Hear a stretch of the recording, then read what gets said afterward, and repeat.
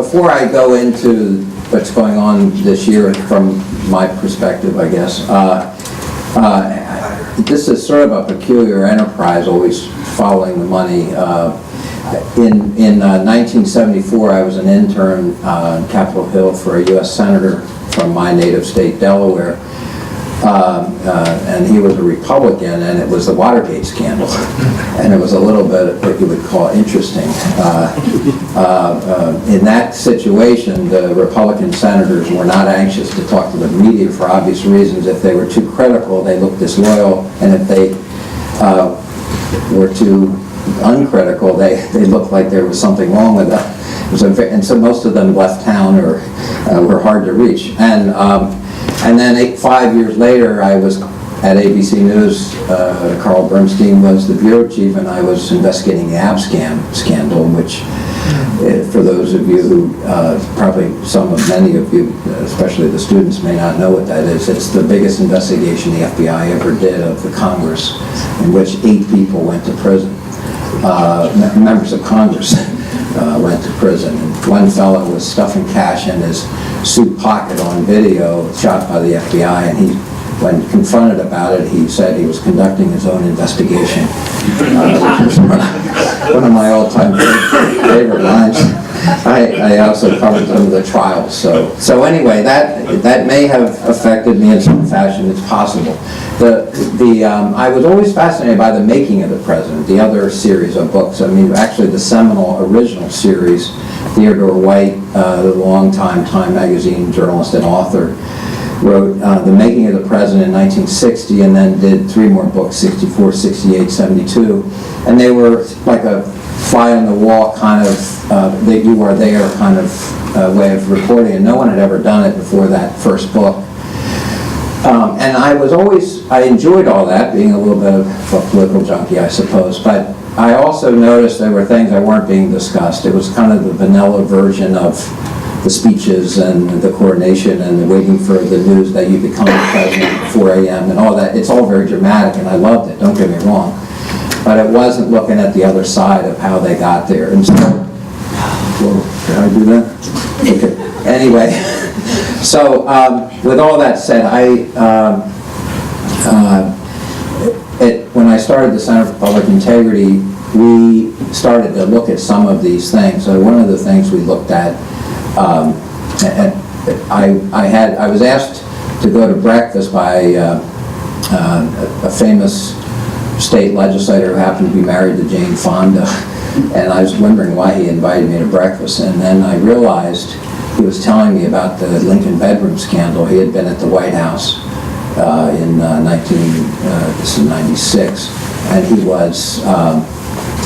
noticed after they all had dinner with the president, Bill Clinton, they all retired to the movie theater to watch the movie Nixon. Everything ties together. And one of them, a gazillionaire, I guess that's not an official term, a wealthy donor, had an extremely young lady with him, apparently not his daughter, and he said, "I'm not going to watch that movie, I'm going to the Lincoln bedroom," and he winked, and it deeply offended Tom Hayden, which is slightly ironic. This is not a guy who was easily offended, the Chicago 8 defendant from 1968, but he was offended by that, and I wondered while we were having eggs at a restaurant I didn't normally eat at, why he's telling me this, and of course I realized, nothing gets by me, that he was telling me you should do something about this, you should find out more. We managed to get the records in the White House. The Freedom of Information Act does not apply to the White House or to the Congress. That's the only way that it could get passed, among other things. And so I thought, well, that's great, but how are you going to confirm this? There had been rumors.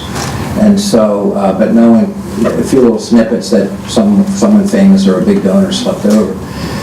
Well, anyway, someone leaked us at the center of one year of all the overnight guests. And believe it or not, the White House has like 10 or 12 bedrooms up there. They all have fancy names. And yes, one of them is named after Abraham Lincoln. And there's 2 sets of records, usher records about who sleeps over, like literally like a hotel. They reserve people for certain nights and all that stuff. and the Secret Service entry logs coming in and out of the gates, security type stuff. Those are not public records, and when a president takes his papers to his library, that usually costs hundreds of millions of dollars, that's never released, ever. So we were like, whoa. So we had 1 year of these records, and so we went through and tracked all of the names, and then we looked, we excluded heads of state and relatives of, in that case, Bill or Hillary Clinton, and then we noticed there were a lot of people who, oh, by the way, had given a lot of money, 75 of them in particular. So we did a newsletter called, hold on to your seat, Fat Cat Hotel. Anyway, it caused a lot of news all over, the world. And the White House denied it, and they said it's like crocodiles in the sewer in New York, and I couldn't figure out what that was about. But they dismissed it, and then 6 months later, this is in the next year, 97, there were memos released because there was a congressional investigation for like almost a year about campaign finance, about 40 plus people in the Democratic Party were prosecuted or under a cloud federally because of this scandal. It was a big scandal, and or they pled the fifth or they left the country altogether. And but anyway, this was a wild time, but there was also a memo that came out from inside the Democratic Party about how to reward donors, and one was take them on Air Force One. That's a great, they would really like that. Another one, White House coffees and teas, of which they brought in 1,000 people who gave large sums of money, and I forget how much, but in the millions. And then another one was invite them to stay in the Lincoln bedroom, and in the margin was a notation, and it said, "What a great idea, Bill." I'm not making this up. And so we thought, well, that's... So anyway, it confirmed the whole story. And my favorite part of the story is the other three presidents that were living were deeply offended that how dare anyone suggest that they did the same thing. So George Herbert Walker Bush, I think possibly I think President Reagan was still living, and Jimmy Carter, they all released their numbers, not the names, just the numbers. And Clinton in 4 years had 900 plus, and no one else had more than about 300.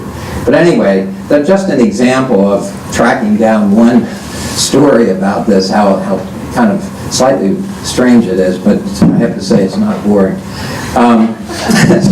So with that as the backdrop, we then began to look at the role of money in politics in a systematic way. We wanted to see, even though hundreds of people run for president every 4 years, most people don't know that. They think the only ones running are the ones we hear about.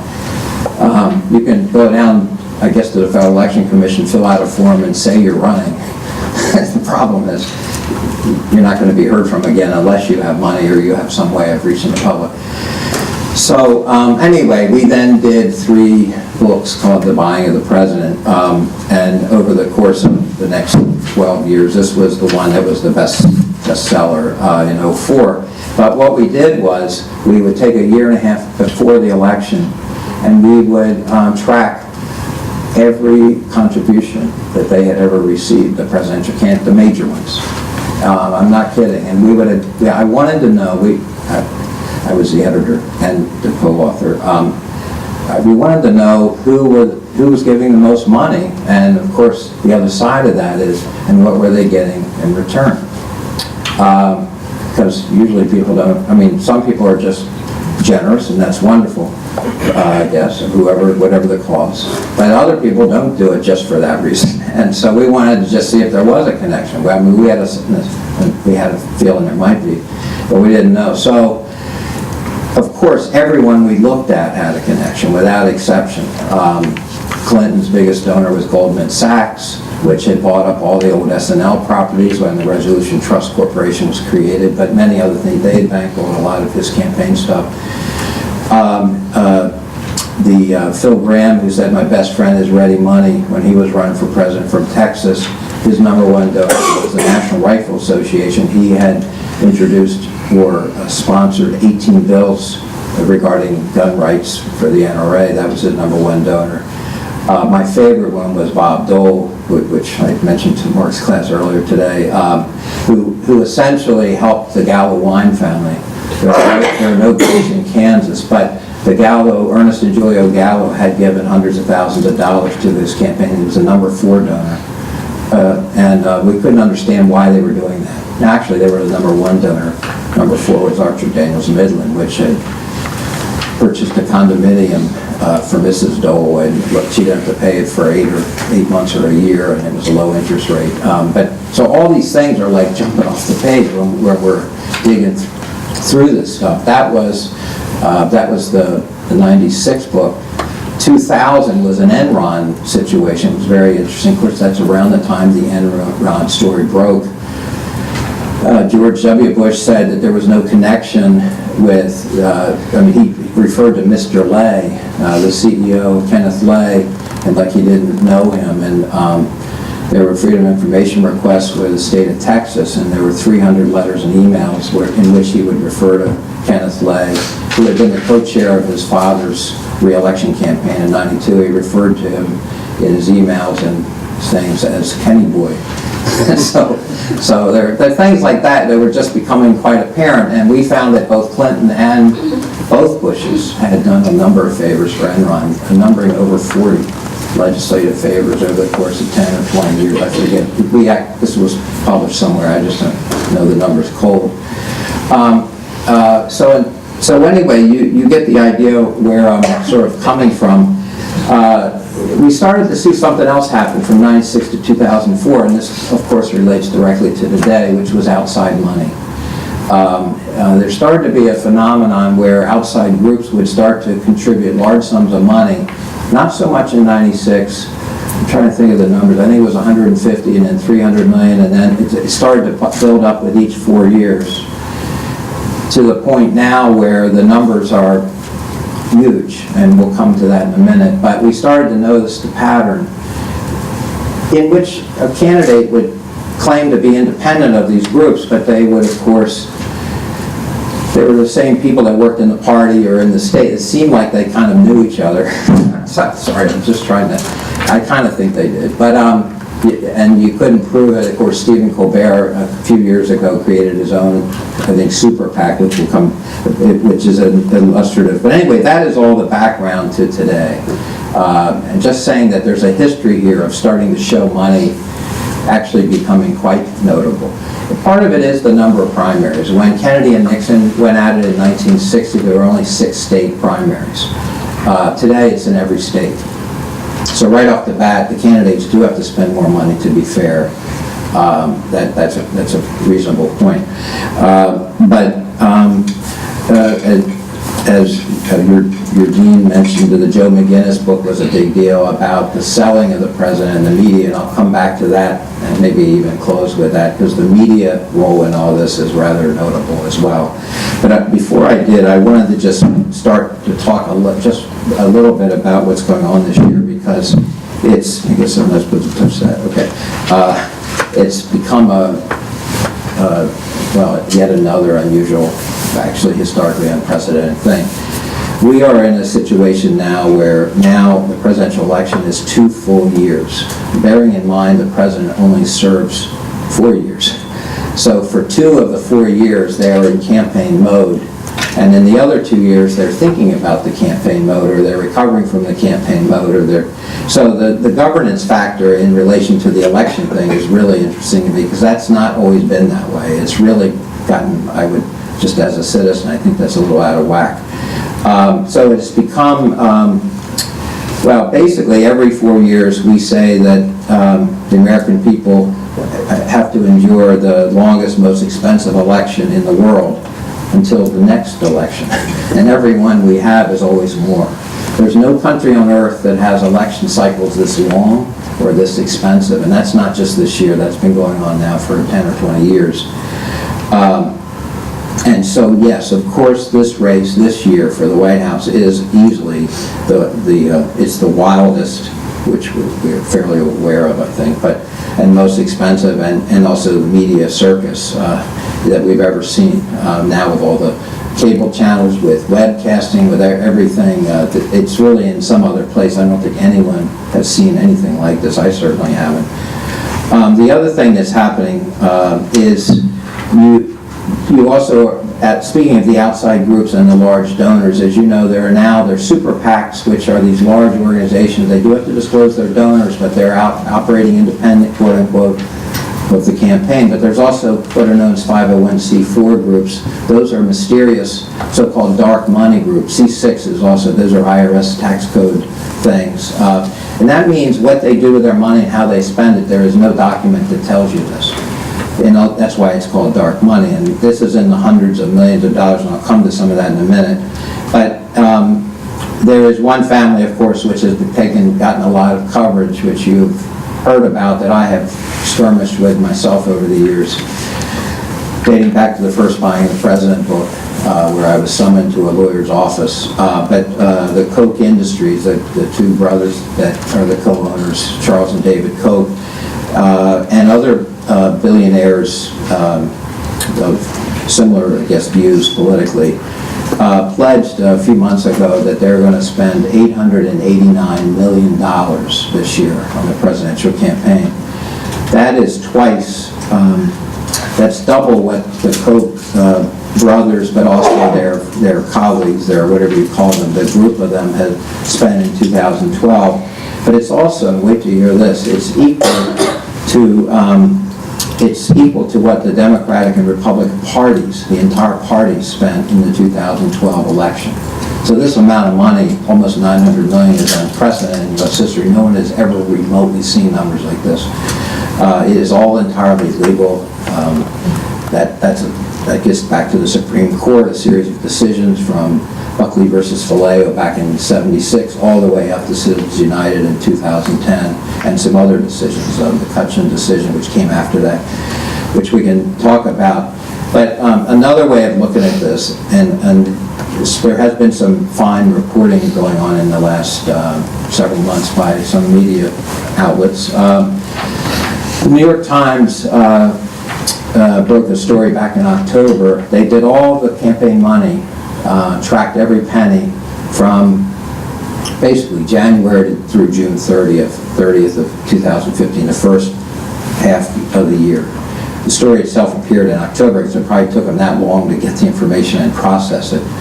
But they found that 158 families had given money equal to half of all the giving in the United States. These are, extremely wealthy folks. They had contributed $176 million, 158 families. The breakdown by party, but that is to say who they contribute to, so therefore using that as a litmus of who they support.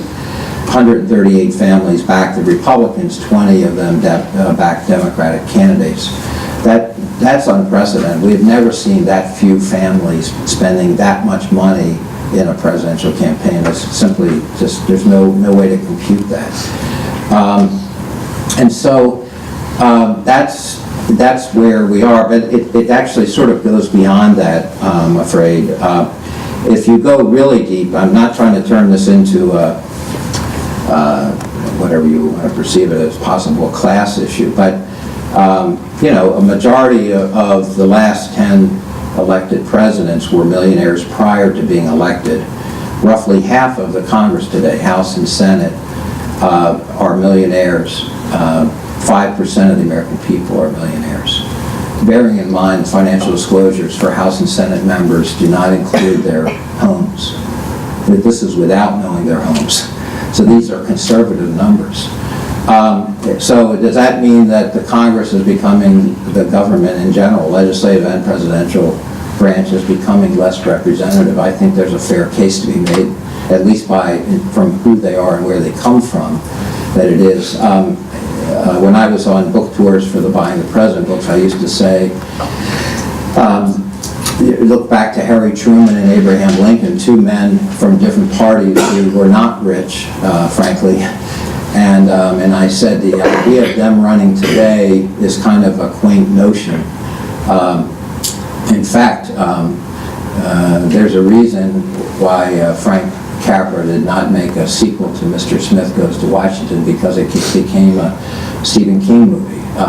You have to be exceedingly rich or just think about it.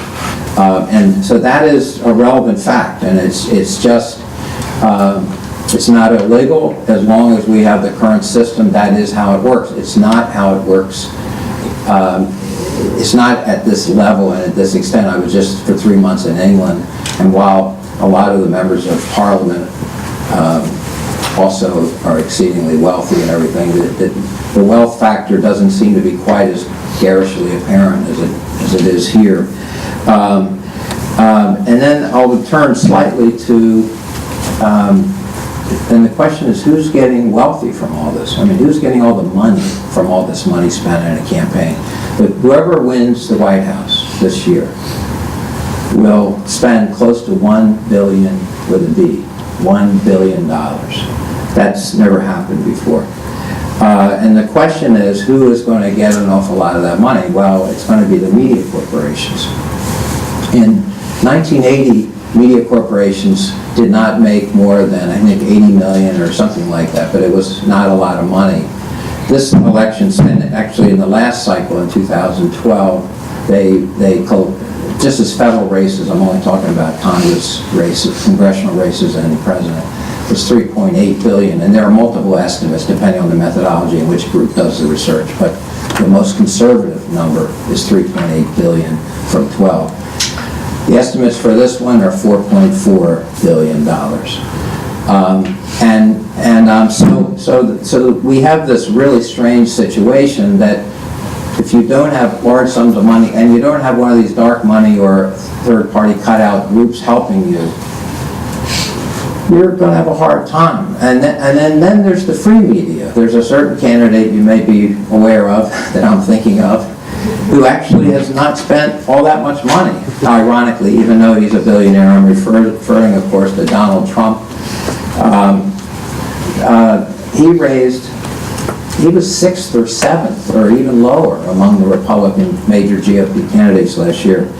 He raised $19 million and 13 million, well, he raised I think 6.5 million from the public, and he gave 13 million of his own money. That sounds, at one time that seemed like a lot of money, except the other candidates raised a lot more. Jeb Bush, with his own money, raised 32 million, and super PAC money of 118 million, total of 150 million is the highest total. Now, that's a really interesting thing because Jeb Bush, we don't know what's going to happen here, obviously, but he raised the most. The candidate from 1976 to 2000, the last quarter century of the 20th century, the candidate who raised the most money the year before the election, 75, 79, 83, candidate raised the most and was eligible for matching funds. So they're playing by the rules set up after Watergate. Federal Election Commission, they have matching funds, they have limits of all that stuff. Basically, every one of them that raised the most got the nomination of their party without exception. If they raised the most the year before, they got it. This year, the guy who raised the most was not even in the top 3 candidates in New Hampshire, George W. Bush. So this is how nutty this year is. The guy who has the most money spent the least. George W. Bush, George W. Bush Jeb spent the most, and he's doing badly. So, and then you have other candidates, to finish out some of the leading candidates. Rubio raised a total of 77 million, 33 that his campaign raised 46.5 million from super PACs. Kasich's total was 25 million, accounting mix of 17 million super PAC and 7 or 8 million otherwise.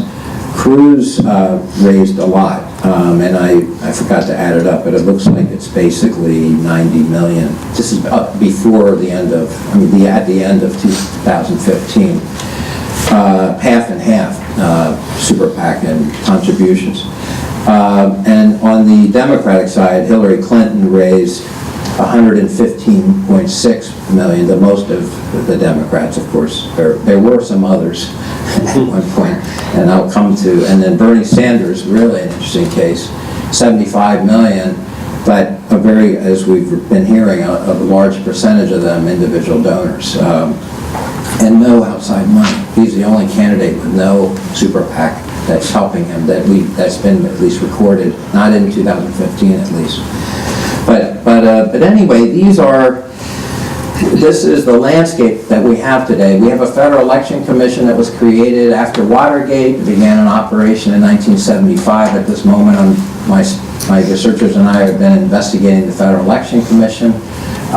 It was set up, sounds like too big to fail. It wasn't too big to fail, but it might have been set up to fail. In the name of nonpartisanship, it was created to clean up politics and to report and disclose all donors. That sounds perfectly reasonable.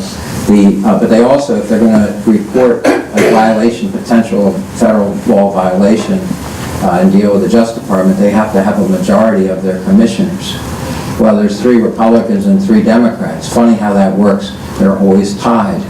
So they have hundreds of requests by the attorneys and the investigators to issue subpoenas, and hundreds of them every year are not pursued because they can't get a majority. And so, I'm sorry. Anyway, I just find that fairly astonishing. But so that agency is broken. The head of the agency has declared publicly it's broken. And now the election lawyers for both parties have taken it over, so no one understands even what they're doing. So that's another problem we have with, so it's not only gotten out of control with a serious amounts of money, you also don't have a lot of aggressive activity against potential abuses by any federal government agency. And it's also, for the public, that's obviously not a good thing, but for journalists it's not helpful either, because there's no records. Everyone feels like it looks bad and it seems terrible, but there's no one investigating it. Because if you dismiss 100 of them without subpoenas and you don't investigate, no one's going to be able to follow it up adequately. So we have a pretty substantially broken system here. The media corporations are kind of the most interesting part of this to me, and well, it's all interesting to me, but I'm a little bit interested in it because the media companies have always opposed free airtime for politicians. I interviewed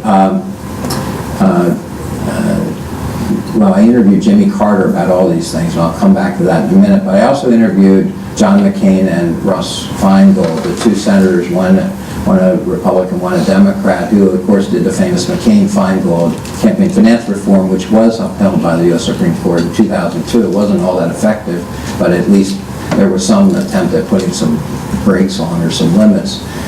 And for 3 legislative cycles, that's 6 years, 222, in the late 90s into right before the Supreme Court took it up, they could not actually get the bill through Congress because they had a provision for free airtime for politicians, a certain amount of time for presidential candidates to speak to the public, paid for, as a public service kind of thing. And they were told by the National Association of Broadcasters and other powerful groups representing the broadcast industry that don't do this because you're never going to get it passed. So they took the provision out, and that's how McCain-Feingold passed. They couldn't get it passed. In 1998, Bill Clinton decided that he and his administration wanted to do the same thing that had been presented before. They proposed in his State of the Union address that they have some sort of way that politicians running for president could speak to the public free without having to spend all this money on ads. And I'm not making this up. Of course, that was not a good year for the president in 1998. If you think back to your history, it's the Monica Lewinsky scandal year. But setting that aside just for a moment, he proposed this first time and the last time a president ever said this in a State of the Union address, that we have a problem here, and that most advanced countries on earth democracies all have free airtime for the people running to lead the country, not here. And so he basically proposed it. William Kennard, the head of the Federal Communication Commission, his appointee, then introduced the rulemaking process to begin to make this a law, sending out a request for comment. Inside of 1 week, 25 members of Congress from both parties sent letters, and of course there was a lot of heavy lobbying by the media corporations, and they were told that if you continue with this silliness, that they may have used other words, but it was all in letters. If you continue with this, basically nonsense, your agency will either cease to exist or your funding will be dramatically cut, like as much as in half. Needless to say, that was the end of the proposal. And that is the last time, that's the last time a president brought this up in the U.S. And so when I interviewed Jimmy Carter, he was incensed about this. And he said that we're the only advanced country on earth. We don't have access to the airways by the people running. And he felt that the most powerful industry in the U.S., most powerful special interests, actually were the media companies. In interviews separately with McCain and Feingold, they said the exact same thing. And the lobbying records show they spent tens of millions to block this. It's actually in the records. I wrote an article for Columbia Journalism Review years ago with all this information. But so that's our situation. We have a skyrocketing situation financially with all these numbers that are kind of like, well, they're historically unprecedented, but they're also, to a large number of Americans, I think it's fair to say, unacceptable. But of course, the American people have little say in this. And then just to sort of close, I think what's happening here is a distinct rift between what's happening versus what the public thinks. The vast majority of the American people think that this is not good, and that something needs to be done. Some of the poll numbers are in their numbers are in the 80%. They also think 2/3 of them support higher taxes on those earning $1 million or more, and that nearly 7 in 10 favor supporting Social Security and Medicare. That's not what the 158 families believe that I was talking about earlier, and there's been polling in both groups. So we have policies and opinions about public affairs, and which becomes reality with non-existent policy or the things government does. And we have the public, which is disillusioned. We had the lowest voter turnout since World War II. I think it was 36% roughly turning out to vote for president. So we're seeing increased cynicism and distrust, and I do believe all the things I've said are directly related. So I'm sorry I'd like to give you some really great news about this, but this is the reality of the situation. And of course, the exciting part for you guys is the next several days you are the main event in the United States. And I recall what occurred in some other elections, namely 2000 election with McCain and Bush and et cetera. And then actually in the body of President 2004, I interviewed McCain about what happened there and others. So I would just say, everyone buckle your seatbelt. You're in for a very, very wild ride. And I think the whole year we're in for a pretty wild ride. And we've never had a situation where a democratic socialist and a billionaire bloviator who's on TV, game shows, were the two nominees. Now, I'm not saying we're going to have that necessarily, but at the moment, we're heading for something that we've never remotely imagined at the White House level. So I don't know what all this means, except that it's unprecedented. But again, people say that every 4 years, and then the next one it's more unprecedented. So with that, I'll stop, and I'm happy to take questions on any of this stuff or other things. Thank you.